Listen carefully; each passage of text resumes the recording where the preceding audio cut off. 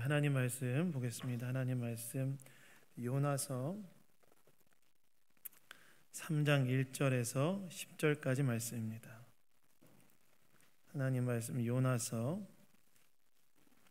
3장 1절로 10절까지 말씀입니다. 요나서 3장 1절로 10절까지 말씀 다 찾으셨으면 저와 교독하도록 하겠습니다. 여호와의 말씀이 두 번째로 요나에게 임하니라. 이르시되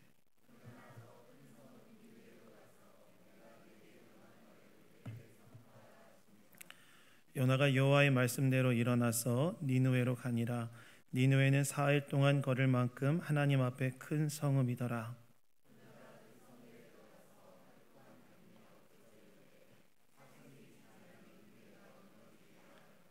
니느웨 사람들이 하나님을 믿고 금식을 선포하고 높고 낮은 자를 막론하고 굵은 베옷을 입은지라.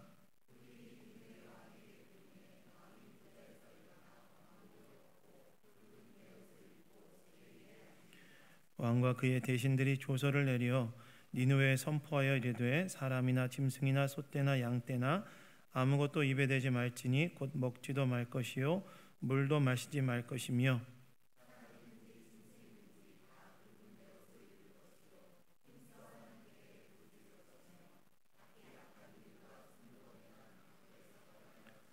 하나님의 뜻을 돌이키시고 그 진노를 그치사 우리가 멸망하지 않게 하시라. 그렇게 않을 줄을 누가 알겠느냐 한지라. 하나님이 그들이 행한 것 곧 그 악한 길에서 돌이켜 떠난 것을 보시고 하나님의 뜻을 돌이키사 그들에게 내리라고 말씀하신 재앙을 내리지 아니하시니라. 아멘. 아멘. 회개를 사랑할 수 있을까라는 제목으로 하나님 말씀 나누기 원합니다. 여러분, 이 회개를 사랑할 수 있을까라는 설교 제목은요, 사실 어떤 목사님이 쓰신 책 제목을 제가 가져와서 사용한 것입니다. 어떤 목사님이 책 제목을 쓰셨는데 그 책 제목이 회개를 사랑할 수 있을까라는 제목이었어요. 제가 그 책을 사실 읽진 않았지만 그 책의 제목이 가진 질문이 굉장히 인상적이어서 그 제목을 기억하고 있었는데요. 오늘 말씀을 준비하면서 이 회개를 사랑할 수 있을까라는 그분의 책 제목이 주는 질문에 대해 회개가 나의 죄를 직면해야 하는 아픈 시간을 통과하는 과정이지만 그러나 회개를 사랑할 수 있겠다라는 생각이 들어서 이 책 제목을 설교 제목으로 가져왔습니다. 그래서 오늘 말씀을 통해서 오늘 이 주일 아침에 회개를 사랑할 수 있는 이유에 대해서 함께 답을 찾아가는 시간 되기를 원합니다. 첫 번째는요, 회개를 사랑할 수 있는 이유는 무엇이냐? 그 이유는 우리가 회개할 수 있는 이유는 하나님께서 우리를 사랑하셔서 우리 가운데 역사하신 결과로 우리가 회개할 수 있기 때문에 회개를 사랑할 수 있습니다. 여러분, 오늘 본문 1, 2절을 보시면 이렇게 나오지요. 여호와의 말씀이 두 번째로 요나에게 임하니라. 일어나 저 큰 성읍 니느웨로 가서 내가 내게 명한 바를 그들에게 선포하라 하신지라. 이렇게 나옵니다. 하나님께서 요나에게 두 번째로 니느웨에 가서 내가 내게 명한 바를 니느웨 사람들에게 선포하라고 명령하셨다는 거예요. 근데 여러분, 사실 이 요나를 향한 하나님의 두 번째 명령인 3장 1절과 2절은 요나를 향한 첫 번째 명령이었던 1장 1절 2절과 거의 문장 구조가 흡사합니다. 거의 구조가 흡사해요. 그래서 1장 1절에서도 여호와의 말이 요나에게 임했다고 나오고 3장 1절에서도 여호와의 말씀이 요나에게 임했다고 나오지요. 구조가 사실은 굉장히 흡사합니다. 첫 번째 명령과 두 번째 명령이 거의 흡사합니다.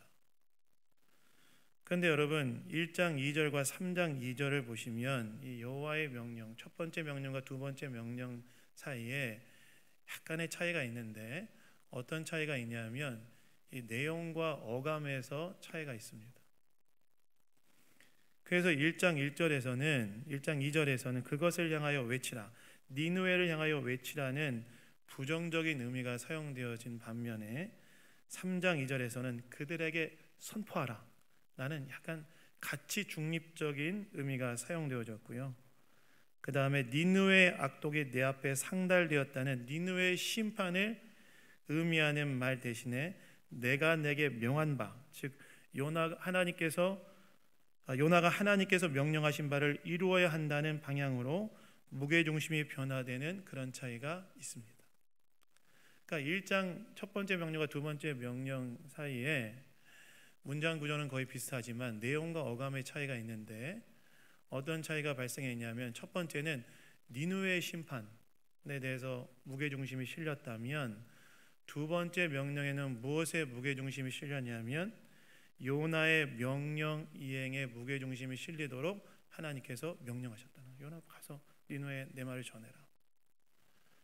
여러분, 왜 하나님께서는 두 번째 명령에서 요나의 명령 이행에 무게중심을 두시도록 이 말씀하셨을까요? 왜 그랬을까요? 첫 번째는 니느웨의 심판에 대한 말씀에 무게중심을 실었다면, 두 번째 명령에는 왜 요나의 명령 이행에 무게중심을 실으셨을까요? 그 이유는 딱 한 가지죠. 뭐죠? 요나가 첫 번째 명령에 불순종했기 때문에 그렇습니다. 첫 번째 명령에 불순종했기 때문에. 그래서 하나님께서 요나에게 니느웨로 가라고 했는데 요나가 어떻게 합니까? 다이스로 도망치다가 결국 바다에 던져져 죽음의 위기에 직면했다가 하나님께서 예비하신 물고기를 만나 간신히 생명을 유지하지 않습니까? 다시 말해서 두 번째 명령에 요나의 명령 이행에 무게중심에 맞춰준 이유는 요나가 첫 번째 명령에 불순종했기 때문에 그렇다는 거예요. 근데 여러분, 여기 한 가지 질문이 있지 않습니까? 어떤 질문이 있죠? 요나는 왜 이렇게 하나님의 명령, 니느웨에 가서 하나님의 말씀을 전하라는 이 명령을 지키는 걸 이렇게 싫어하고 거부해? 왜 요나는 하나님께서 야 니느웨에 가서 하나님의 심판의 메시지를 전해라, 나는 이 명령에 왜 이렇게 그 말씀에 순종하는 것을 싫어했냐는 거예요. 사실 여러분, 오늘 본문도 잘 보시면 요나가 하나님 말씀에 그래도 따라서 니느웨에 가서 하나님의 말씀을 전하긴 했지만 그 가서 전하기 싫어했다는 것이 아주 역력하게 드러나는 구절들이 나와요. 니느웨 하나님 말씀에 따라서 니느웨 가서 하나님의 말씀을 전했지만 너무너무 하기 싫어하는 것이 역력하게 드러나는 구절이 나오는데, 어디 나오냐? 3절에 보시면 니느웨는 며칠 동안 걸어야 될 만큼 큰 성읍이었다고 나와 있어요. 사흘 동안, 3일 동안 걸어야 될 큰 성읍이었는데, 4절에 보시면 요나가 며칠 동안 하나님 말씀을 전했다고 나와 있어요. 하루 동안. 3일 동안 돌아야 한 바퀴를 딱 도는데 요나가 어떻게 했다는 거예요? 하루밖에 안 돌았다는 거예요.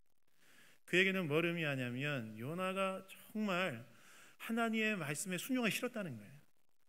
이번에도 어쩔 수 없이 가긴 하지만 그러나 가서 하나님의 심판의 메시지를 니느웨에 전하기를 너무너무 싫었다는 거예요. 그래서 3일 길 돌아야 한 바퀴를 도는데 하루 동안 딱 돌고 그냥 끝내버렸다는 거예요. 여러분, 도대체 왜 요나는 이렇게 하나님의 말씀에 순종하기를 싫어했을까요? 왜 하나님께서 니느웨의 심판의 메시지를 전하라는 이 명령을 지키는 것을 싫어했을까요? 여러분, 이 질문에 대한 답을 얻기 위해서는요, 당시 요나가 활동했던 북이스라엘의 역사적 상황에 대한 이해가 좀 필요합니다. 여러분, 요나가 활동했던 이 시대의 북이스라엘은 여러분 이때 당시에 어떤 상황이었냐면 역사적으로 가장 최전성기를 맞이하고 있는 시대 중에 하나였습니다. 그래서 이때 당시에 북이스라엘의 왕은 누구였냐면 여로보암 2세라는 왕이었는데, 이 왕이 어떤 일을 하냐면 북이스라엘 영토를 엄청나게 확장시킵니다. 그뿐만 아니라 이로 인해서 어떤 결과를 얻게 되냐면 많은 정치 경제적 번영을 이루어내요. 요나가 활동했던 그 선지자로 활동했던 북이스라엘이 역사적으로 가장 최전성기였다는 거예요. 근데 문제가 있었어요. 어떤 문제가 있었냐면 영토 확장을 통한 정치 경제적 번영이 그 번영을 누리면 좋은 거지만 오히려 무엇으로 연결되어졌냐면 북이스라엘의 깊은 영적 타락과 부패로 이어져 버리게 됩니다.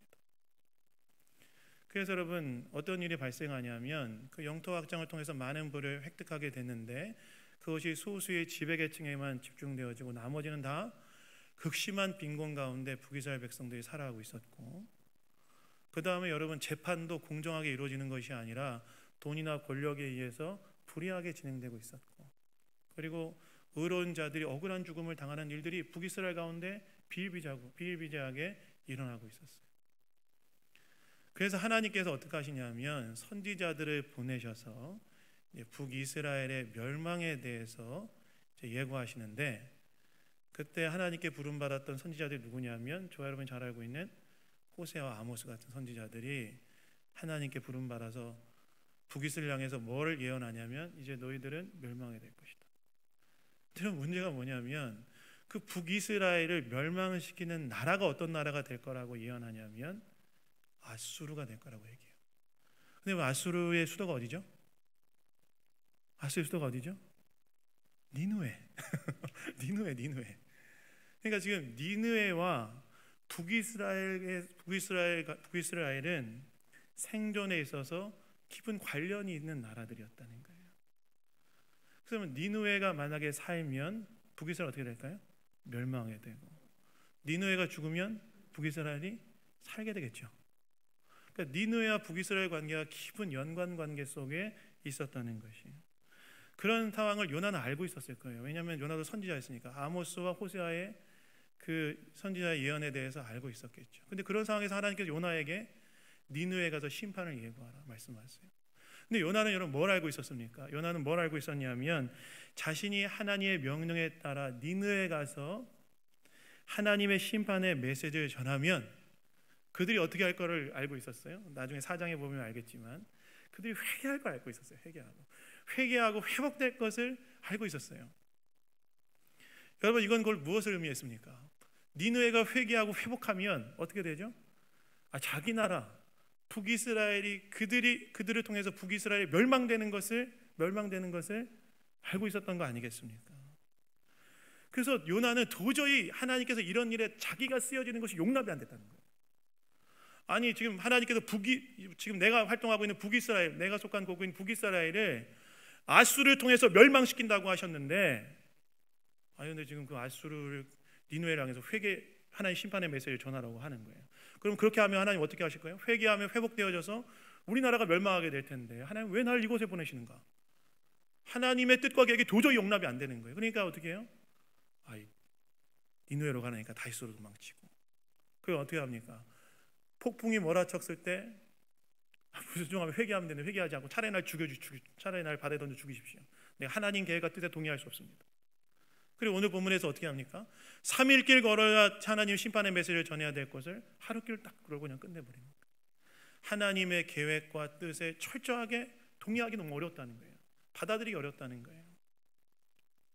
한편으로 여러분 요나의 마음이 이해되지 않습니까? 근데 여러분 여기 한 가지 질문이 더 하나 있죠. 어떤 질문입니까? 왜 하나님께서는 이렇게 집요하게 요나를 니느웨로 가게 하셔서 하나님의 말씀을 전하게 하셨냐는 거예요. 니느웨의 회복은 곧 북이스라엘의 멸망이지 않습니까? 그래서 가기 싫다고 하는 요나의 마음이 한편으로 이해가 되는데, 왜 하나님께서는 요나를 포기하지 않고 집요하게 니느웨에 보내셔서 하나님의 심판의 메시지를 선포하게 하시고, 그리고 니느웨의 회개를 통해 니느웨를 회복시키는 일을 하셨다는 거예요. 여러분 사실 여기에 요나서의 목적이 있습니다. 여러분 혹시 당구 쳐보신 적 있습니까? 당구 경기를 보신 적 있으십니까? 저는 대학교 1학년 때 친구를 따라서 몇 번 당구장에 갔다가 당구는 나랑 맞지 않는구나 이제 생각을 하고, 친구들로부터 너는 물 30이다 모르시죠? 무슨 말인지 모르시죠?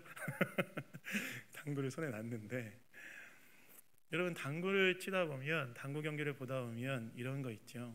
당구는 여러분 어떤 공을 가지고 이제 앞에 있는 공을 맞히는 그런 일종의 게임인데, 때로 당구를 치다 보면 이렇게 직접 그 공을 겨냥해서 치기보다는 그 당구 옆에 있는 당구대라고 하는 그 대를 맞춰서 공을 맞추는 경우가 있거든요. 이것을 여러분 전문 용어로 쿠션이라고 이제 이야기하는데 그 옆에 맞춰서 그 공을 맞추는 거예요. 그러니까 직접 맞추지 않고 그 앞에 뭐 장애물 같은 게 있으니까 대를 맞춰서 공을 맞추는 거예요. 하나님께서 요나를 마찬가지로 하나님께서 요나를 왜 계속 니느웨에 보내셔서 집요하게 니느웨로 가라고 하나님의 심판의 메시지를 전하고 했던 이유는 이건 사실 하나님께서 쿠션을 주신 거예요. 그 어떤 쿠션이냐? 어떤 쿠션이냐? 이방 민족인 니느웨도 하나님의 심판이 예고되어져 있었지만 하나님 앞에 회개했을 때 하나님이 그들을 용서하시고 회복시키셨던 것처럼 북이스라엘, 나의 백성인 북이스라엘 너희들이 만약에 하나님의 심판이 예고되어 있지만 너희들이 회개하면 너희들도 회복될 수 있다. 하나님께서 요나를 포기하지 않으려 계속해서 니느웨를 향해 가라고. 근데 순종하기 싫습니다. 나 가고 싶지 않아요. 하나님께서 이렇게 함에도 불구하고 계속해서 요나를 포기하지 않으시고 니느웨로 보내셨던 이유는 무엇이냐면 하나님의 심판이 예고되었던 이방 민족인 니느웨도 하나님 앞에 회개하면 회복될 수 있는 것처럼 너희들 북이스라엘 백성 너희들도 하나님의 심판, 나의 심판이 예고되어 있지만 너희들이 회개하면 회복될 수 있다. 회복될 수 있다. 내가 너희를 포기하지 않는다. 너희들의 내가 선지자를 통해서 내가 너희들을 얘기하지만 너희들이 회개하고 돌아오지 않지만 그럼에도 불구하고 난 포기하지 않는다. 너희들이 니느웨가 회개하는 장면을 통하여서 회개하고 회복되는 장면을 통하여서 너희들도 회개하면 회복될 수 있다는 사실을 기억하고 회개자로 나와라. 하나님께서 이 사실을 이스라엘 백성, 북이스라엘 백성들에게 보여주시고 알려주시기 위해서 요나를 포기하지 않으시고 계속해서 집요하게 니느웨로 가라고 명령하셨다는 거예요. 무슨 말입니까? 하나님께서 북이스라엘 백성들의 회개와 회복을 하나님께서는 포기하지 않으시고 호세아와 아모스를 통해서도 안 되니까 요나를 니느웨로 보내시는 과정을 통하여서 이방 민족의 회개와 회복을 통하여서 너희들에게도 여전히 기회가 있다는 사실을 알려주기 위해서 하나님께서 요나를 계속해서 포기하지 않고 집요하게 니느웨로 가라고 하셨다는 거예요. 여러분, 저는 여기에서 우리가 회개를 사랑할 수 있는 한 가지 중요한 이유를 깨닫게 될 수 있다고 생각합니다.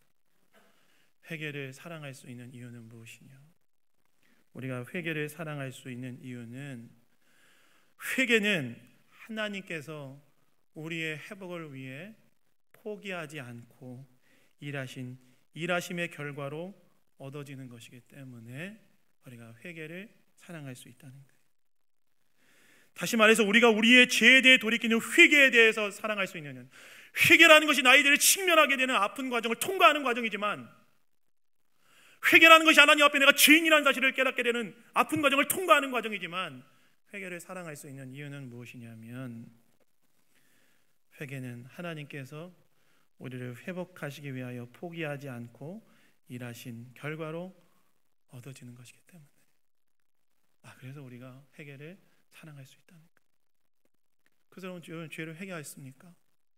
회개했습니까?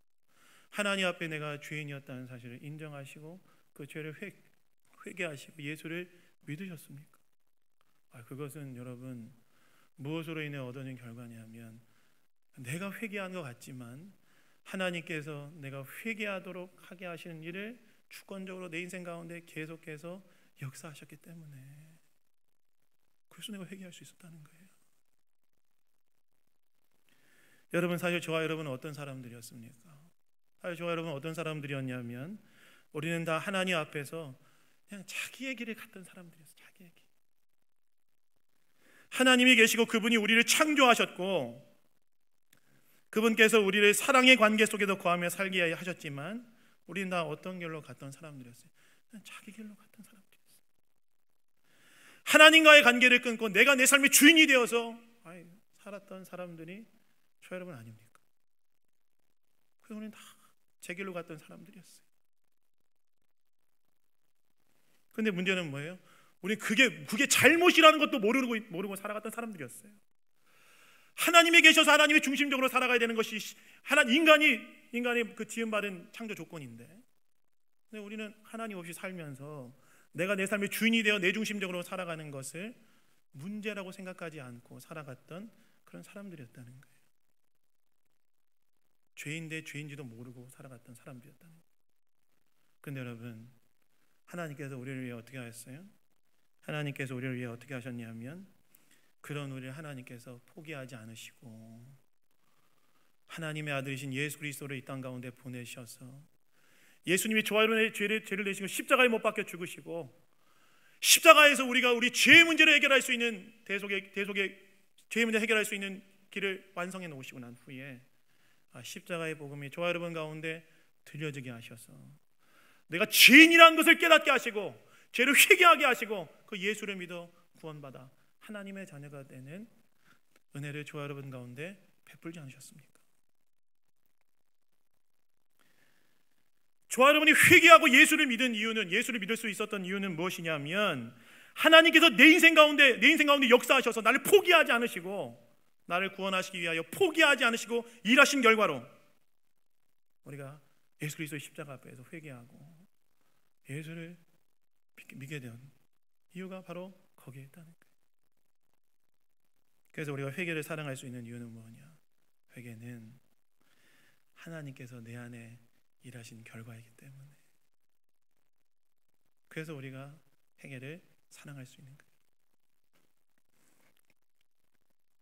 지난 월요일에 카이스트를 다니는 청년들이 우리 교회를 방문했습니다. 카이스트에 있는 한 기독교 단체, 청년 단체가 우리 부부를 만나서 이야기를 하겠다고 방문해서 제가 이제 저녁을 사주고 오면은 돈만 나가요. 돈만 나가요. 그래서 저기 어디 순남 시댁에서 도시락 사서 이제 애들 먹였는데 저희들한테 이제 질문을 하더라고요. 여러 질문을 했어요. 결혼 생활에 대해 어떻게 결혼했냐부터 시작해서 막 온갖 걸 다 물어보더라고요. 그래서 재밌었어요. 근데 중에 한 친구가 저희한테 이런 질문을 하더라고요. 목사님은 어떻게 예수님을 믿게 됐습니까? 얘기하더라고요. 어떻게 예수님 믿게 됐습니까? 그래서 제가 예수님을 믿게 된 이야기에 대해서 제가 설교 때 여러 번 얘기했던 것처럼 얘기했어요. 나 고등학교 때부터 교회 다녔는데 예수님을 인격적으로 만난 거는 대학교 때다. 그래서 제가 대학교 다닐 때 친구의 그 질문, 하나님 정말 살아계시냐? 믿지 않는 친구가 저한테 질문했거든요. 하나님 살아계시냐? 예수님의 십자가의 죽음이 정말 너랑 무슨 상관이냐? 믿지 않는 친구가 저한테 그 질문을 던졌을 때 저는 굉장히 한 번도 던져본 질문이 아니었기 때문에 큰 충격에 빠져서 회의의 과정에 들어갔고, 그래서 예수님이 진짜 진리인지 아닌지를 추구하기 시작했다. 근데 어느 순간 예수님이 내 죄를 십자가에 죽으셨다는 사실을 내가 믿고 받아들이게 됐다. 얘기했어요. 근데 제가 오늘도 말씀을 준비하고 하면서 제가 새로 다시 한번 깨닫게 된 건 뭐냐면 제가 제 안에 예수님에 대한 이 믿음, 예수님이 정말 진리이고 예수님이 나의 구원자라는 이 구주라는 사실에 대한 이 믿음을 갖기 위해 내가 추구했지만 사실은 그 이면에 뭐가 있었냐면 그런 나를 기다려주시고 설득하시고 깨닫게 하시고 가르치셨던 하나님의 선행하는 역사가 있었다는 사실을 다시 한번 생각하게 됐어요. 마찬가지죠. 여러분 어떻게 예수님 믿게 됐습니까? 여러분 어떻게 죄를 회개하게 됐습니까? 사람마다 여러분 약간 다르긴 하겠지만 궁극적으로 저와 여러분이 회개하고 예수님을 믿게 된 이유는 하나님께서 저와 여러분의 인생 가운데 찾아오시고 역사하셔서 십자가에 계시되어 있는 하나님의 복음의 진리를 깨닫게 하시고 죄를 회개하고 예수를 믿게 하심으로 그분의 주권적인 은혜와 사랑이 저와 여러분의 가운데 역사하셔서 회개하고 예수 믿게 된 거 아니겠습니까? 내가 믿은 것 같지만 하나님이 믿게 하셨다는 거예요. 하나님이 믿게 하셨다는 거예요. 그래서 여러분 우리는 어떻게 회개를 사랑할 수 있는가? 그것은 하나님께서 우리를 포기하지 않으셨다는 증거이기 때문에. 예수 믿고 나서도 마찬가지죠. 예수 믿고 나도 여러분들 죄 가운데 살다가 어느 순간 나 이러면 살면 안 되는데 그거 왜 어떻게 깨달을 수 있는 거 아십니까? 우리 안에 계신 성령께서 우리 가운데 역사하신 결과예요. 이렇게 살면 안 되는데, 나 이렇게 사는 거 하나님 뜻 아닌 것 같은데. 그래서 여러분, 회개의 자리에 내가 나아갈 수 있는 그것도 하나님께서 저와 여러분의 인생 가운데 역사하신 결과로 회개할 수 있다. 그러니까 회개를 우리가 사랑할 수 있는 이유는 무엇이냐면, 회개는 하나님께서 우리를 포기하지 않으신다는 그 분명한 증거가 되기 때문에, 우리가 우리 죄에 대해서 아파하고 회개할 수 있는 이유는 무엇이냐면, 우리가 그 회개를 사랑할 수 있는 이유는 무엇이냐면, 하나님께서 우리를 포기하지 않으신다. 하나님 우리를 사랑하고 계신다. 그것에 대한 분명한 증거가 되기 때문에 우리는 회개를 사랑할 수 있는 것입니다. 여러분, 회개해야 될 죄가 있습니까? 숨겨진 죄가 있는데 마음이 불편하십니까? 아니면 죄를 회개하신 것이 있습니까? 그렇게 회개할 수 있는 것은요, 하나님께서 나를 포기하지 않으셨다는 분명한 증거라는 사실을 기억하시고, 여전히 내 인생 가운데 임하고 계신 하나님의 은혜가 있다 라는 사실에 대한 믿음으로 하나님께 감사하시고 하나님을 사랑하시는 저와 여러분 다 되기를 예수님 이름으로 축원합니다. 그래서 회개할 수 있다. 여러분, 회개할 수 있는 것도 은혜인 거예요. 그래서 진짜 회개할 수 있는 것도 은혜인 거예요. 내가 잘못 살고 있구나 깨달아서 돌이킬 수 있는 것도 은혜인 거예요. 여러분, 회개를 사랑할 수 있는 또 하나의 이유는 무엇이냐면, 제가 시간이 많이 지났는데 짧게 얘기하자면, 제가 보니까 설교를 준비하니까 늘 이렇게 뭔가 시간이 쫓기는 것 같은데, 또 하나 이유는 뭐냐면, 회개를 통해서 우리가 정말 사랑해야 될 대상을 사랑할 수 있기 때문에 그런 겁니다. 여러분, 오늘 본문을 보시면 연약 하나님 메시지를 딱 선포하자 니느웨 백성들이 다 회개하지 않습니까? 근데 니느웨 백성들의 그 회개의 모습을 보면 설명하기는 너무 길고 두 가지를 우리가 알 수 있는데, 그들이 정말 마음으로부터 돌이켰다는 걸 알 수 있어요. 금식하고 굵은 베옷을 입었다는 것은 그들이 정말 슬퍼했다는 얘기거든요.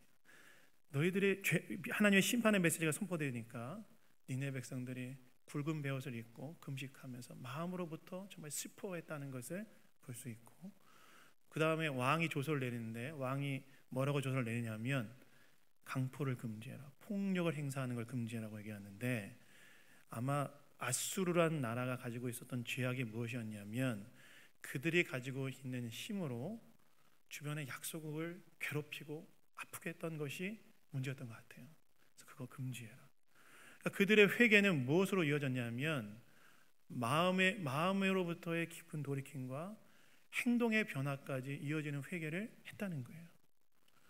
그러면 회개란 여러분, 그래서 회개란 여러분 무엇이냐면, 입술의 고백으로 끝나는 것이 회개가 아니라, 회개라는 것은 무엇이냐면 마음을 돌이키고 잘못됐던 행동의 변화까지를 도모하는 것이 회개입니다. 근데 여러분, 여기서 중요한 건 뭐냐면, 이것은 궁극적으로 무엇을 말하냐면, 이것은 궁극적으로 우리가 정말 사랑해야 할 분을 사랑하는 것으로 돌아오는 것을 의미한다고 할 수 있어요. 왜 그렇습니까? 마음의 변화와 행동의 변화의 궁극적인 원인은 무엇입니까? 하나님을 하나님의 자리에 모시고 그분만을 온전히 사랑하는, 즉 사랑의 궁극적인 대상을 바꾸었기 때문에 일어난 일인 것이죠. 그래서 여러분, 우리가 회개를 사랑할 수 있는 또 하나의 이유는 무엇이냐면, 우리가 정말 사랑해야 할 분을 사랑하며 살 수 있게 하기 때문에 우리가 회개를 사랑할 수 있는 거예요. 그래서 여러분, 우리는 누구를 사랑하며 살아야 될까요? 하나님 그분을 온전히 사랑하며 살아야 할 줄로 믿습니다. 그리고 그때 내 삶에 중요한 것들이, 원래 질서들이 세워지고 나에게 허락하신 소중한 것들을 진정으로 어떻게 다뤄야 될지 배울 수 있기 때문에, 다시 말해서 우리가 회개를 사랑할 수 있는 이유는 회개를 통해서 우리가 진정으로 사랑해야 될 대상을 사랑하게 되고, 그것을 통하여 우리의 삶이 진정으로 복된 삶을 살아갈 수 있도록 하게 하기 때문에 회개를 사랑할 수 있는 거예요. 여러분, 제가 전에 어떤 분의 간증을 하나 들었는데요. 이분은 알코올 중독자셨어요. 알코올 중독자였다가 이제 회복되신 분이셨는데, 이분이 어떤 분들을 통해서 이제 예수님을 믿게 됐어요. 알코올 중독으로 완전 찌들린 삶을 사는 것 같더라고요. 근데 이분이 예수님 믿게 됐어요. 근데 예수님 믿고 난 다음에 중독이 죄라는 사실을 이제 알게 된 거예요. 알코올 중독이 죄라는 사실을 알게 되는 거예요. 그래서 이게 하나님 싫어하는 거니까 어떻게 해야 되냐? 이거 술을 끊어야 되겠다 생각해서 본인도 기도하기 시작했고, 그리고 같은 교회 성도들도 또 그 교회 같은 소그룹 목장 식구들도 그분이 알코올 중독을 끊어낼 수 있게 해달라고 함께 기도하기 시작했어요. 근데 그분 간증을 들었는데 그분이 어느 순간 갑자기 이제 딱 술을 끊게 됐는데, 어떻게 술을 끊게 됐다고 얘기하냐면 이분이 갑자기 어느 날 술 냄새 자체가 싫어져요. 술 냄새 자체가 싫어지고 술 냄새를 맡는 게 역해져서 딱 술을 끊게 되었다고 얘기하는데, 그러면서 이분이 뭐라고 이야기하냐면 알코올 중독으로 살 때는 자기가 너무 정신이 제대로 된 정신이 아니기 때문에 늘 흐릿하게 살았는데, 술을 끊고 난 다음에 맑아진 정신으로 삶을 살게 되었고, 그동안 자신이 보지 못하고 느끼지 못했던 세상의 모습들을 보면서 감사하고 감동하게 되었고, 그리고 과거에 내가 그렇게 살았던 삶이 잘못된 삶이었다는 사실을 깨닫게 되었다는 거예요. 그리고 난 다음에 예수님을 성령이 심은 마음이 들어서 무엇이든 시켜달라고 해서 이제 그 교회에서 한 목장에 목자로 세워서 이제 섬기게 했고, 그리고 가정도 좀 회복되어지는 일들을 경험했다는 간증을 들었는데, 중요한 건 무엇이에요? 그분이 하나님 앞에서 회개하고 회개를 통해서 진정으로 사랑해야 할 대상을 사랑하게 되어서 삶의 중요한 것들이 원래의 질서를 찾게 되어지는 은혜를 잊게 되었다는 거예요. 그래서 회개를 사랑할 수 있는 또 하나의 이유는 무엇이냐? 회개할 때 진정으로 사랑해야 될 하나님을 사랑하게 되고, 그리고 이를 통하여 우리의 삶이 원래 아름다운 질서를 갖추는 삶을 사랑하게 하기 때문에 회개를 사랑할 수 있다는 것입니다. 그래서 여러분, 회개가 내 삶을 진정으로 회복시킨다는 사실을 기억하시고, 그러한 회개를 주시는 하나님을 사랑하는 저와 여러분 다 되기를 예수님 이름으로 축원합니다. 말씀 맺겠습니다. 여러분, 우리가 회개를 사랑할 수 있는 이유는 회개에는 우리를 포기하지 않으시는 하나님의 사랑이 있기 때문에 회개를 사랑할 수 있고, 회개를 사랑해야 할 수 있는 또 하나의 이유는 회개는 진정으로 사랑해야 될 대상을 사랑하며 삶을 아름답게 세울 수 있게 하기 때문에 사랑할 수 있습니다. 그래서 여러분, 우리를 회개하게 하심으로 우리에게 놀라운 은혜를 베푸시는 하나님을 기억하며 더욱 그 주님을 사랑하며 살아가시는 저와 여러분 다 되기를 예수님 이름으로 축원합니다. 잠깐 기도하겠습니다. 하나님 아버지, 감사합니다. 오늘도 말씀을 통해 우리에게 이야기해 주시니 감사드립니다. 우리의 죄악된 모습에도 포기하지 않으시고 회개의 자리로, 사랑의 자리로, 구원의 자리로 인도하시는 하나님을 기억하며 감사하게 하시고, 그 은혜 가운데 거하며 살아가는 우리 모두가 다 될 수 있도록 인도하여 주시옵소서. 모든 것 주님께 감사드리며 우리를 구원하신 예수 그리스도의 이름으로 기도드렸습니다. 아멘.